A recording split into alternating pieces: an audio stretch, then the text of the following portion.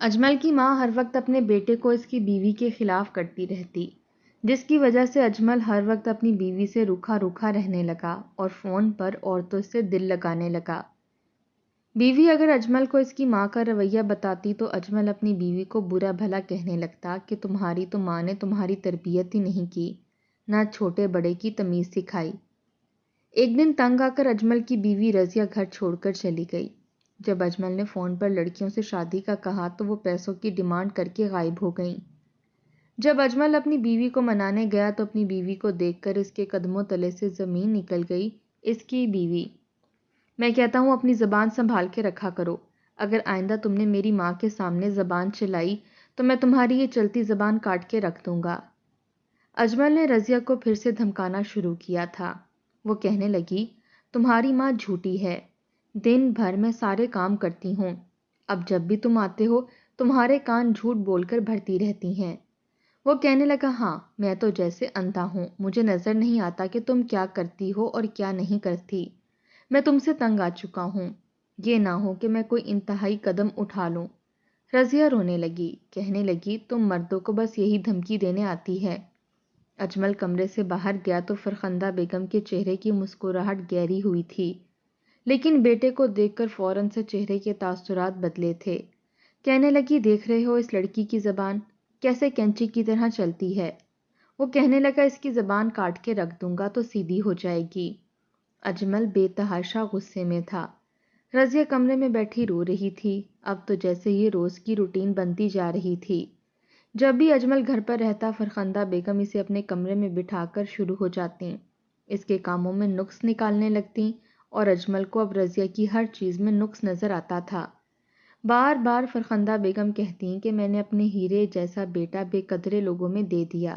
ارے میں نے تو سمجھا تھا کہ اس کے ماں باپ بڑے گھر میں رہتے ہیں، اچھا خاصا جہیز دیں گے، لیکن انہوں نے تو بیٹی ہمارے سر پر ڈالی ہے۔ نہ تو لڑکی کی شکل ہے نہ عقل ہے، اور زبان اتنی چلتی ہے۔ فرخندہ کی رنگت گندمی تھی اور فرخندہ بیگم کو لگتا تھا کہ جیسے انہوں نے رضیہ سے اپنے بیٹے کی شادی کر کے رضیہ اور اس کے گھر والوں پر کوئی احسان کیا ہے۔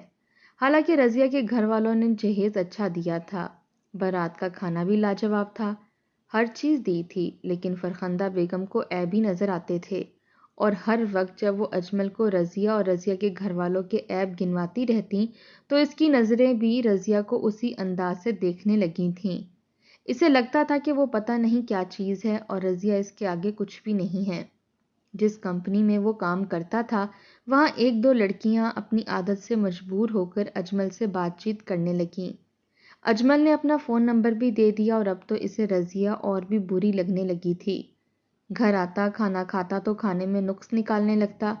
تمہارے ہاتھ میں ذائقہ نہیں ہے، کیسا پکاتی ہو؟ پورا دن کیا کرتی ہو؟ ایک کھانا ہی تو پکانا ہوتا ہے۔ دن بھر تھک کر گھر آؤ اور کھانا بھی ایسا ملتا ہے۔ حالانکہ کھانا بد ذائقہ نہیں ہوتا تھا، لیکن ماں کی باتیں سن سن کر اجمل کو بھی بد ذائقہ لگنے لگا تھا۔ رضیہ نے دیکھا کہ ساس اور شوہر ہر وقت اس کے ہر کام میں نقص نکالنے لگے ہیں، تو اس کی بھی زبان آگے سے چلنے لگی تھی۔ جیسے ہی اجمل کھانا کھاتا رضیہ سے جھگڑا کرتا اور اوپر آ جاتا۔ چھت پر آ کر منہ میں سگریٹ دبا کر وہ اپنی کولیگ سے باتیں کرنے لگتا، ان کے ساتھ میٹھی میٹھی باتیں کرتا، تعریفیں کرتا، گھنٹوں باتیں کرتا رہتا۔ رضیہ جب تنگ آ کر چھت پر آتی تو اسے دیکھ کر کہتا کہ تم میری جاسوسی کیوں کر رہی ہو؟ وہ کہنے لگی کہ جو وقت تمہیں مجھے دینا چاہیے تم دوسری عورتوں کو دے رہے ہو، تمہیں شرم نہیں آتی؟ کہنے لگا، زبان سنبھال کر بات کرو، مجھے پتا ہوتا کہ تم اس قسم کی ہو تو میں تم سے شادی ہی نہ کرتا۔ تم نے تو میرے گھر کو اور میری زندگی کو جہنم بنا کر رکھ دیا ہے۔ اب اگر میں وقتی طور پر کچھ سکون چاہتا ہوں تو بھی تمہیں تکلیف ہے۔ دفع ہو جاؤ، خبردار جو اوپر آئی اور میری جاسوسی کی تو۔ اس نے بری طرح سے رضیہ کو ڈانٹ کر بھیج دیا۔ وہ واپس آ گئی۔ 2 دن سے اس نے کھانا نہیں بنایا تھا، نہ ہی فرخندہ کو ناشتہ بنا کر دیا۔ اجمل کہنے لگا، یہ کیا حرکت ہے؟ میری ماں کو تم ناشتہ بھی نہیں دیتی اور 2 دن سے تم کھانا نہیں پکا رہی۔ وہ کہنے لگی، میں تو ویسے بھی گندے کھانے بناتی ہوں جو مجبوراً تم لوگ اپنے حلق سے اتارتے ہو، تو بہتر ہے کہ تم بازار سے لے کر آیا کرو، اور ویسے بھی تم میرا کون سا احساس کرتے ہو، میرا خیال رکھتے ہو یا میری ضروریات کو پورا کرتے ہو جو میں تمہیں پکا پکا کر یہاں پر کھلاؤں؟ یہ سن کر اجمل نے ایک زوردار تھپڑ رضیہ کے منہ پر مارا۔ کہنے لگا زبان چلاؤ گی تو زبان کاٹ کے رکھ دوں گا تمہاری۔ کون سی تمہاری ضرورت میں پوری نہیں کرتا؟ وہ کہنے لگی کون سی پوری کرتے ہو؟ جب موسم گرما کے کپڑے بنانے ہوتے ہیں تو اپنی ماں کے جوڑے لا کر رکھ دیتے ہو اور مجھے کہتے ہو جاؤ اپنے باپ اور بھائی سے لے آؤ۔ کیا ان کا فرض نہیں ہے کہ شادی شدہ بیٹی کو 4 جوڑے ہی دے دیں؟ جب میرے 4 جوڑوں کی ذمہ داری میرے گھر والوں نے اٹھانی ہے تو تمہاری 2 وقت کی روٹی کی خاطر میں کیوں اپنی زندگی برباد کروں؟ یہ سن کر کہنے لگا تمہاری ماں نے شاید تمہاری تربیت ہی یہ دی ہے کہ شوہر سے لڑو جھگڑو اور بدتمیزی کرو، ورنہ بہت سی عورتیں ہیں جو اپنے گھر کا سکون قائم رکھنے کے لیے ساس کی بھی سنتی ہیں، نندوں کی بھی سنتی ہیں اور سارے کام بھی کرتی ہیں۔ دیکھو مجھے کسی انتہائی قدم پر مجبور نہ کرو۔ وہ کہنے لگی کون سا انتہائی قدم اٹھانا چاہتے ہو؟ جب تک تمہاری ماں زندہ ہے نہ میں جان چکی ہوں کہ میرا گھر نہیں بس سکتا۔ اگر تمہاری زندگی جہنم میں گزر رہی ہے تو میری زندگی بھی جنت میں نہیں گزر رہی۔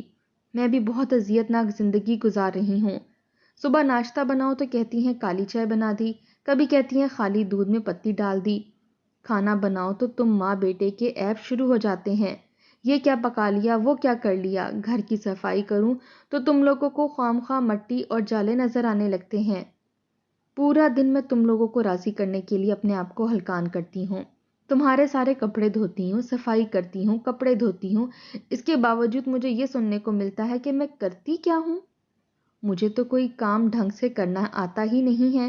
جب مجھے کچھ بھی ڈھنگ سے کرنا نہیں آتا تو میں یہاں کیا کر رہی ہوں؟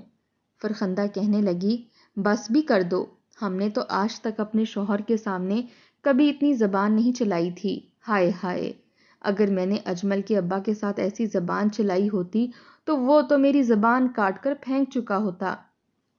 توبہ توبہ، آج کل کی لڑکیوں کی کتنی تیز زبان ہے، ہمیں تو پتہ ہی نہیں ہوتا تھا منہ میں زبان بھی ہوتی ہے کہ نہیں۔ میری ساس تو کہتی تھی فرخندہ لگتا ہے کہ تمہارے منہ میں زبان نام کی چیز ہی نہیں ہے۔ چپ چاپ میں نے سب کی سنی ہے، سب کی۔ ارے تمہارے اوپر تو کوئی ذمہ داری ہی نہیں ہے۔ میرا تو بھرا سسرال تھا، 4 دیور تھے، 3 نندیں تھیں، سب کے کام کرتی تھی، مجال ہے کہ اف بھی کہا ہو، اور ایک تم ہو اتنی باتیں سنا دیتی ہو۔ یہ کہتے ہوئے اس نے دوپٹے سے اپنی آنکھیں رگڑنی شروع کیں جیسے کہ آنسو صاف کر رہی ہو۔ رضیہ کہنے لگی کون سے 4 دیور اور 3 نندے؟ میں نے تو آپ کے گھر میں کسی سسرال والے کو آتے نہیں دیکھا، یہاں تک کہ میری شادی پر بھی صرف آپ کا میکا آیا تھا، سسرال میں سے تو کوئی نہیں آیا۔ اتنی آپ اچھی بہو تھیں تو پھر آپ کے دیور اور نندے کیوں آپ سے نہیں ملتے؟ یہاں کیوں کوئی ملنے نہیں آتا؟ یہ سن کر فرخندہ کے ماتھے پر بل پڑے۔ کہنے لگی اجمل دیکھ رہے ہو اس لڑکی کی زبان، اب یہ سننا رہ گیا تھا اس عمر میں کہ میری بہو مجھے باتیں سنائے۔ اتنا کچھ سسرال والوں کے ساتھ کر کے بھی میں ان کی نظر میں بری ہی رہی، نہیں کوئی ملتا مجھ سے تو اس میں میرا کیا قصور ہے؟ رضیہ کہنے لگی یہی حال میرا بھی ہے، میں بھی جو مرضی کر لوں، آپ لوگوں کی نظر میں کبھی اچھی بنی؟ اس بار فرخندہ بیگم کا منہ بند ہوا تھا کیونکہ انہیں دو بدو جواب ملا تھا۔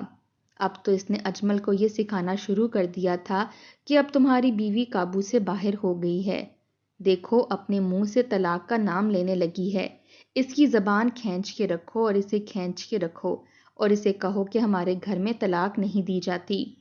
فرخندہ بیگم جانتی تھی کہ اگر رضیہ اپنے میکے چلی گئی تو پھر بڑی مشکل ہو جائے گی، کیونکہ انہیں تو کسی کام کی عادت ہی نہیں رہی تھی۔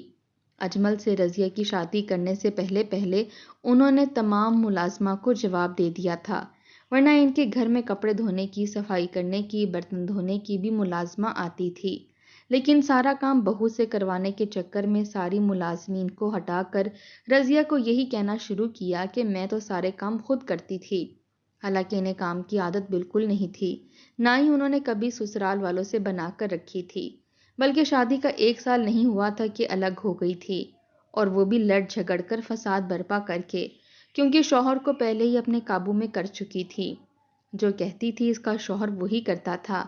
اپنے دیور اور نندوں سے بھی فرخندہ بیگم نے کبھی بنا کر نہیں رکھی تھی، بلکہ ان سے تو تعلق ہی ختم کر چکی تھی۔ اس لیے اجمل کی شادی پر اس کے سسرال میں سے کوئی نہیں آیا تھا، اور یہی بات اب رضیہ کے منہ سے طعنے کی صورت اسے سننی پڑی تھی، جو برداشت نہیں ہو رہی تھی۔ چند دن تو انہوں نے اجمل کے کان میں کچھ نہیں ڈالا، لیکن اجمل اب عادی ہو گیا تھا۔ پہلے تو صرف سلسلہ باتوں تک ہی تھا، لیکن اب تو وہ ہوٹل میں کھانا کھلانے بھی لے جاتا تھا، چھوٹے موٹے تحفے تحائف بھی دینے لگا تھا، اس لیے رات کو دیر سے گھر واپس آتا۔ رضیہ اسے کئی بار کہہ چکی تھی کہ اگر تم اپنی حرکتوں سے باز نہیں آئے تو میں اپنے گھر والوں سے کہوں گی۔ وہ کہنے لگا کہ مجھے ڈرانے اور دھمکانے کی کوشش مت کرو، جو گھر میں سکون نہیں ملے گا تو میں باہر جا کر سکون حاصل کروں گا۔ میں بھی تمہارے گھر والوں سے کہہ دوں گا کہ آپ کی بیٹی بدتمیز ہے، آپ نے اس کی تربیت اچھی نہیں کی، ہر وقت مجھ سے لڑتی جھگڑتی رہتی ہے، تو میں کیوں اس کے ساتھ وقت گزاروں۔ وہ لڑکیاں پیسے کے لالچ میں اجمل کے ساتھ گھومتی پھرتی تھیں، کیونکہ وہ انہیں کپڑے بھی دلاتا تھا، انہیں کھانا پلاتا بھی تھا، تحفے بھی لے کر دیتا تھا، یہاں تک کہ ان کے موبائل میں بیلنس تک ڈلوا کر دیتا تھا، اور یہاں رضیہ کو اس نے آج تک کبھی کوئی تحفہ نہیں دیا تھا۔ ایک بار جیسے ہی اجمل واپس آیا، رضیہ نے بھی ایک ڈرامہ شروع کر دیا۔ اپنا موبائل پکڑ کر ہنس ہنس کر یوں ہی باتیں کرنے لگی جیسے کسی سے بات کر رہی ہو۔ اجمل کے تو جیسے ہوش اڑے تھے۔ کمرے میں آتے ہی اس نے رضیہ کا موبائل چھینا، کہنے لگی، ادھر دو میرا موبائل، تم ہوتے کون ہو میرا موبائل چھیننے والے؟ وہ کہنے لگا، کس سے باتیں کر رہی ہو؟ کہنے لگی، کیوں، تمہیں کیا مسئلہ ہے؟ تم بھی تو جاتے ہو نا لڑکیوں کے ساتھ وقت گزار کر آتے ہو، ان سے فون پر لمبی لمبی باتیں کرتے ہو، تو مجھے دیتے کیا ہو؟ اپنا وقت تک تو دے نہیں سکتے؟ تو میں بھی کسی اور سے بات کر کے اپنا دل بہلا سکتی ہوں، مجھے بھی تو سکون چاہیے۔ تم جب گھر کے علاوہ باہر سکون تلاش کر سکتے ہو تو میں بھی کر سکتی ہوں۔ اس کا یہ کہنا تھا کہ اجمل نے اس کے منہ پر زوردار تھپڑ مارا اور اس کا موبائل پکڑ کر دیوار پر دے مارا۔ کہنے لگی، کیا ہوا؟ میں نے کسی سے بات کی تو تمہاری غیرت جاگ اٹھی، اور تم جو روز لڑکیوں سے باتیں کرتے ہو، ان کے ساتھ گھوم پھر کر آتے ہو، یہ میرا ہی صبر ہے نا کہ میں اب تمہیں برداشت کر رہی ہوں۔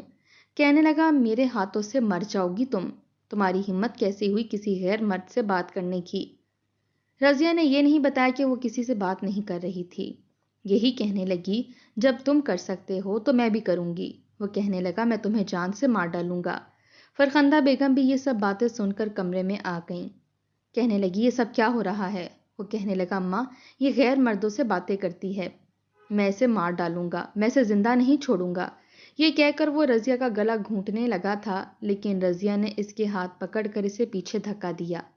کہنے لگی، خبردار جو مجھے ہاتھ لگانے کی کوشش کی، میں اپنے گھر والوں کو بتا دوں گی۔ وہ کہنے لگا، میں تمہارے گھر والوں کو بتاتا ہوں کہ تم کس قسم کی لڑکی ہو۔ کہنے لگی، جس قسم کے تم ہو، تم کیا سمجھتے ہو؟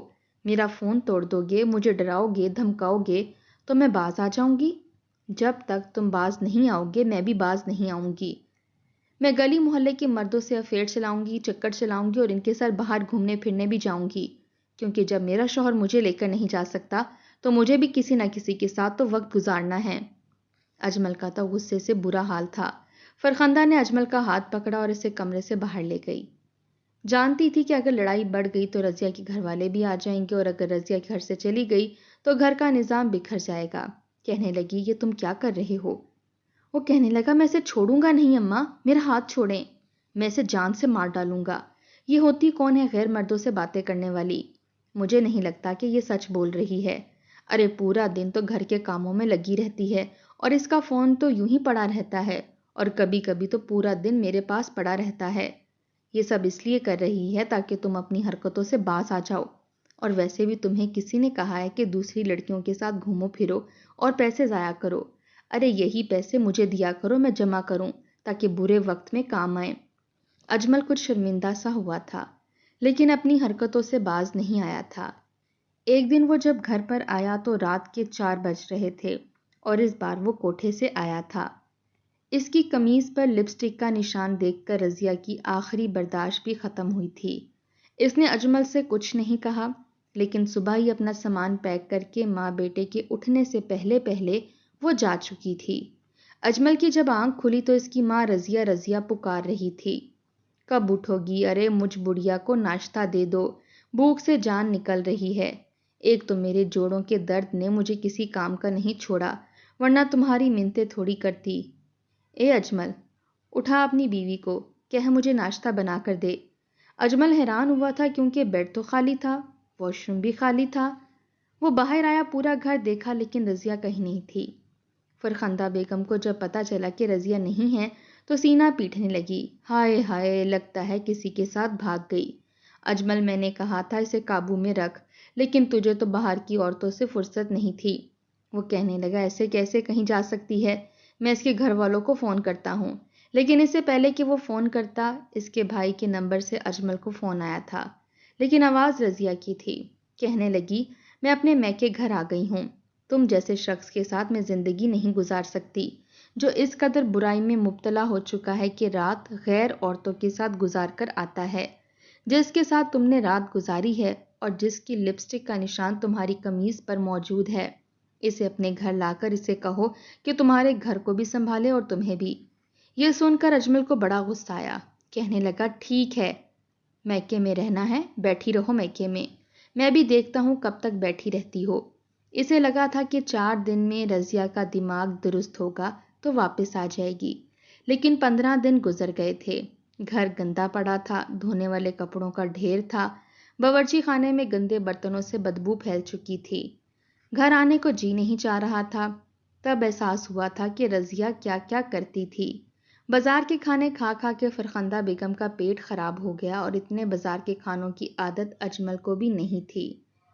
پورا گھر بکھر چکا تھا، الٹا ہو کے رہ گیا تھا۔ اب وہی فرخندہ بیگم جو منہ بھر بھر کر بہو کی برائیاں کرتی تھیں، بار بار کہتی تھی، جا لے آ اسے۔ ارے وہ تھی تو گھر گھر لگتا تھا، مجھ سے تو کوئی کام نہیں ہوتا، پورے گھر کا حشر نشر ہو کر رہ گیا ہے۔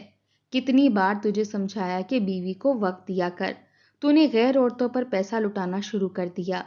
کم بخت، کون پوچھے گا تجھے؟ بڑی مشکل سے تو تیرا رشتہ ہوا تھا۔